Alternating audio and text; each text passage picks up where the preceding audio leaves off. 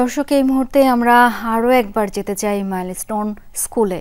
সেখানে রয়েছেন সহকর্মী শাকিল হাসান। শাকিল, উদ্ধার তৎপরতা যে কার্যক্রম, এই মুহূর্তের আপডেট একটু জানতে চাই, কি দেখতে পাচ্ছেন সামনে? শাওন, একটু আগেই উদ্ধার তৎপরতা শেষ করা হয়েছে। বিমানটির ধ্বংসাবশেষ যেটুক ছিল এই ভবনের ভিতর থেকে সেটি ক্রেন দিয়ে উদ্ধার করে নিয়ে আসা হয়েছে এবং এটি এর মধ্যে সমাপ্ত ঘোষণা করা হয়েছে।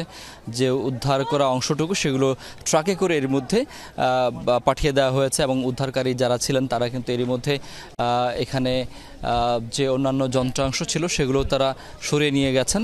এবং আমরা একটু দেখাতে চাই যে জায়গাটিতে এসে এই বিমানটি আশ্রয় পড়েছে ঠিক এই জায়গাটিতে।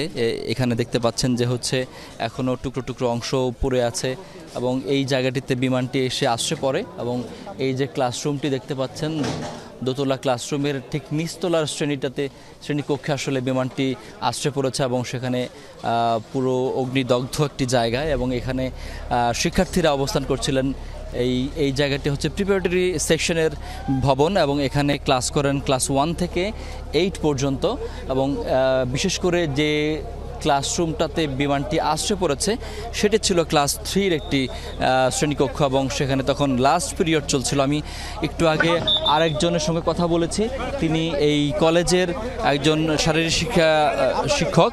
তিনি আমাকে বলছিলেন যে ঠিক 9 মিনিটে যখন বিমানটি এসে এই কলেজ প্রাঙ্গণে আশ্রয় পড়ে, তার ভবনটি ছিল ওই পাশটিতে এবং তার অফিস রুমের ওপরে একটি ভয়ানক শব্দ হয় এবং তিনি বের হয়ে দেখেন যে বিমানের পাইলট তিনি আসলে প্যারাসুট সহ ওই ভবনের অংশের উপরে পড়েছেন।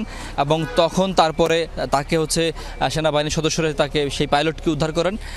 সেই পাইলট তখন পর্যন্ত জীবিত ছিলেন এমনটা তিনি বলছেন। পরবর্তী তাকে উদ্ধার করে হেলিকপ্টারে করে নিয়ে যাওয়া হয়।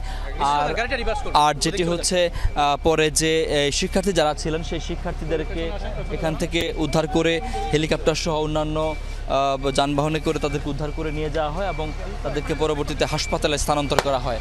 এবং উদ্ধারকারী যে ক্রেনটি সেটি সরিয়ে নেওয়া হচ্ছে এখন। সেই ক্রেনটি এখন সরিয়ে নেওয়া হচ্ছে কারণ এর মধ্যে বিমানের ধ্বংসাবশেষ যে অংশটুক ছিল সেটুকু এর মধ্যে ট্রাকে করে সরিয়ে নেওয়া হয়েছে। শাকিল, তার মানে উদ্ধার তৎপরতা ইতিমধ্যে শেষ হয়েছে। ধন্যবাদ এই মুহূর্তের আপডেটটুকু জানাবার জন্য।